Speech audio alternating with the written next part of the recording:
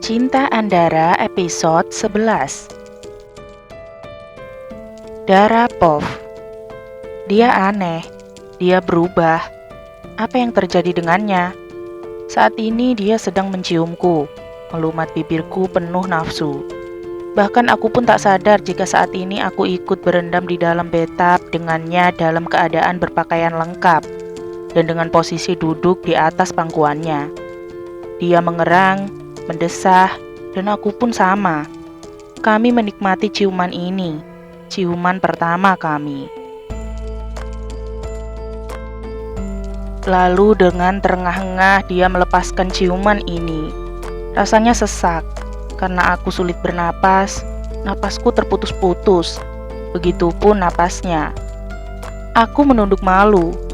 Apa yang terjadi dengannya sehingga dia menciumku? Apa juga yang terjadi denganku sehingga aku bersedia dicium olehnya? Ini akan mempersulitku. Aku tak akan bisa melupakannya jika dia memperlakukanku seperti ini. Dia mengangkat daguku, lalu menciumku kembali. Tak ada kata di antara kami. Dia hanya melumat bibirku tanpa ampun, menghisapnya penuh nafsu. Lidahnya menari-nari di dalam rongga mulutku. Ya Tuhan, kapan siksaan ini berakhir? Lalu dia melepaskan ciuman kami kembali. Lagi-lagi aku menunduk malu. Maafkan aku, katanya kemudian. Aku hanya menggeleng. Tidak apa-apa. Aku pun melanjutkan membasuh tubuhnya kembali seperti tak terjadi apapun di antara kami. Mas Revan menatapku dengan tatapan yang sulit diartikan. Matanya tak pernah lepas dari wajahku, dan aku tak berani membalas menatapnya. Dara, dia memanggilku dengan suara parau. Sepertinya sudah bersih. Aku akan mengambilkan handuk untukmu. Jawabku menghindar. Aku tidak ingin mendengar penjelasannya jika dia menyesal telah menciumku. Itu membuatku sakit. Setelah memakaikan handuk untuknya, aku menyibukkan diri untuk membersihkan kamar mandi. Jujur saja, aku tak berani menghadapinya. Aku takut dia mengucapkan kata-kata yang menyakiti hatiku. Keluar dari kamar mandi, aku melihatnya masih berantakan. Dia sudah mengenakan celana dan kemeja lengan pendek, tapi seluruh kancingnya masih terbuka. Aku menghampirinya. Mas Revan belum selesai? Tanya aku selembut mungkin. Ini, aku tidak bisa mengancingkannya, jawabnya. Aku tersenyum, lalu menyuruhnya berdiri dan membantunya mengancingkan kemejanya. Lagi-lagi aku merasakan dia menatapku dengan intens, membuatku gugup dan sedikit salah tingkah. Kenapa kamu menghindariku? Pertanyaannya mengagetkanku. Aku mendongak dan mendapati wajahnya yang menatapku dengan tatapan sendu. Aku tidak menghindarimu, jawabku sambil menunduk dan mengancingkan kancing baju terakhirnya. Sudah selesai, kataku kemudian sambil akan bergegas pergi dari hadapannya. Kamu menghindariku. Bajumu bahkan tidak satu pun ada dalam lemari itu, katanya lagi. Di mana kamu menyimpannya? Aku sibuk dengan urusan di kantor. Jadi aku menjadikan ruang kerjamu sebagai tempat tidurku supaya lebih praktis.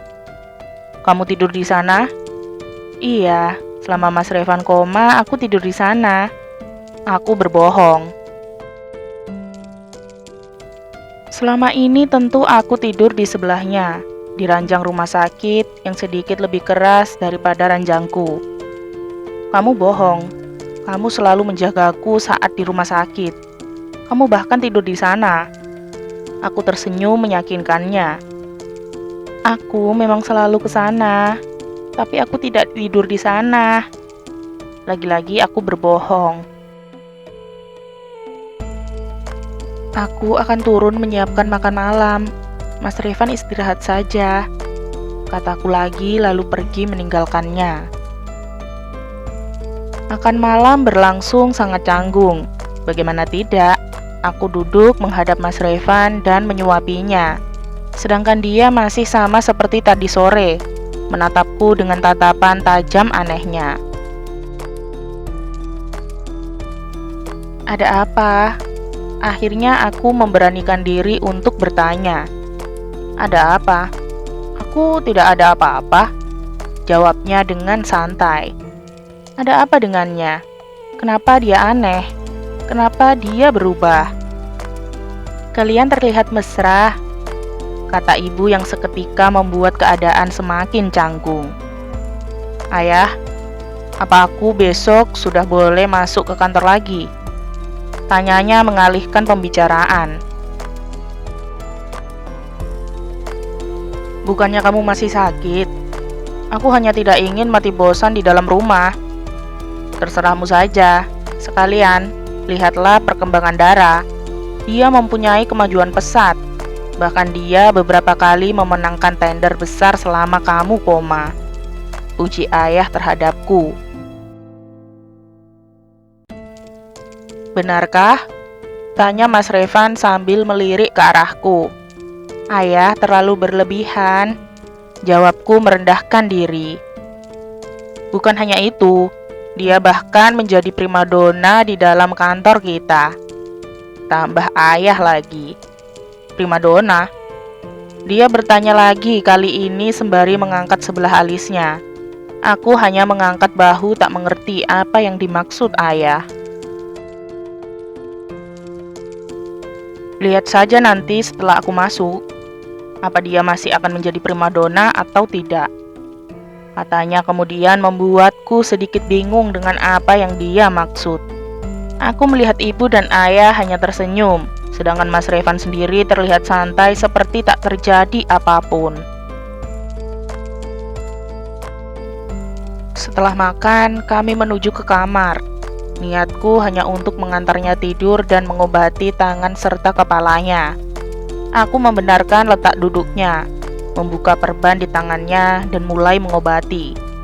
Kata dokter, perbannya harus sering dibuka dan dibenarkan supaya nanti sembuh dengan maksimal dan kembali seperti semula. Luka jahitnya masih terlihat meski dia koma hampir 1 tahun lamanya. Namun lukanya masih sedikit terlihat dan memang harus sesering mungkin diobati. Bagaimana kamu bisa mempelajari tentang perkantoran? Tanyanya sedikit mengagetkanku. Mas Revan benar-benar berubah. Dia banyak bicara dan banyak bertanya. Berbeda dengan dirinya dulu yang dingin dan pendiam meskipun aku berusaha mengajaknya bicara. Ayah dan Mike yang mengajariku, jawabku seadanya. Kenapa kamu menerima saat ayah menyuruhmu menggantikanku? Kupikir tak ada yang bisa dipercaya ayah selain aku, jadi aku mencoba menerimanya sekaligus belajar. Apa ada yang jahil terhadapmu saat di kantor? Tidak, mereka baik semua, jawabku dengan tersenyum. Mereka? Tanyanya dengan menaikkan sebelah alisnya. Iya, mereka para pegawai. Aku dekat dengan mereka semua, jawabku. Sepertinya sudah selesai, kataku lagi sambil merapikan perban di tangannya dan bergegas untuk pergi. Tapi kemudian, aku merasakan tanganku berada dalam genggamannya. Kamu mau kemana? Tidurlah di sini, ucapnya. Aku sedikit tak percaya dengan apa yang dia katakan. Selama 2 tahun sebelum dia kecelakaan, kami memang tidur bersama, walau tak melakukan apapun. Tapi dia lebih sering tidur di ruang kerjanya seperti sedang menghindariku. Namun kini, aku merasakan dia berbeda. Dia menginginkan aku tidur di sebelahnya.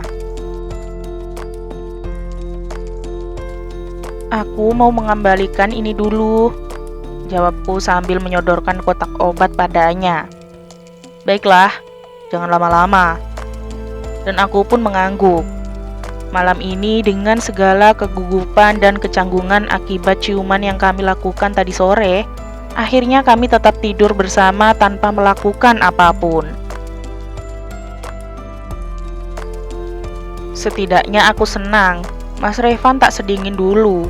Dia sekarang lebih baik, bahkan lebih banyak bertanya padaku.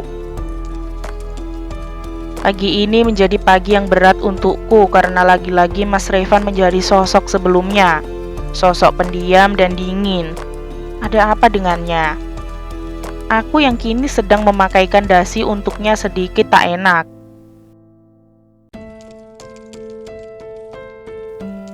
Lagi-lagi dia menatapku dengan tatapan anehnya. Apa aku membuat kesalahan? Dengan dinginnya dia bertanya, "Apa kamu selalu mengenakan itu saat ke kantor?" Tanyanya dengan sedikit melirik ke arah tubuhku. Aku pun bertanya sambil melihat tubuhku sendiri. Apa ada yang salah dengan pakaianku? Kupikir kamu akan mengenakan celana dan blazer yang lebih sopan. Apa ini kurang sopan? Kupikir semua karyawan wanita mengenakan pakaian seperti ini. Jawabku. Saat ini aku memang sedang mengenakan rok pensil selutut dengan kemeja putih pas body ditambah lagi sepatu hak tinggi, khas wanita kantoran pada umumnya. Kupikir ini pakaian yang paling umum. Bagiku kurang sopan. Kamu kan sudah memiliki suami, apalagi suamimu wakil dari perusahaan tersebut. Katanya lagi sambil bersungut-sungut. Tapi aku tak membalasnya. Aku heran, apa sih yang menjadi masalahnya? Pakaian ini masih sangat sopan, apalagi aku juga mengenakan stocking. Lalu apa yang menjadi masalahnya? Akhirnya kami pun berangkat bersama. Mas Revan menyuruh pelayan rumah untuk membuatkan bekal untuk makan siang kami. Padahal aku ingin makan siang di kantin bersama dengan karyawan supaya lebih dekat dengan mereka. Tapi Mas Revan dengan dinginnya bilang, "Nggak perlu." Akhirnya aku menurut saja.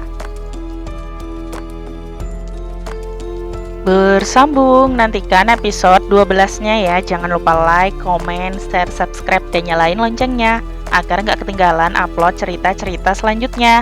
Bye-bye.